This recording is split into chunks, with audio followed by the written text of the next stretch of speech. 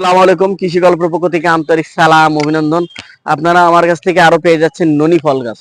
এই যে দেখতে পাচ্ছেন, এটা কিন্তু প্রচুর পরিমাণ আমাদের দেশে চাহিদা আছে এই ননি ফলটা। এই যে দেখতে পাচ্ছেন, এই যে গাছটা, এটা কিন্তু মানব দেহের জন্য খুবই গুরুত্বপূর্ণ একটি গাছ। এটা হচ্ছে আপনার ঔষধি গাছ।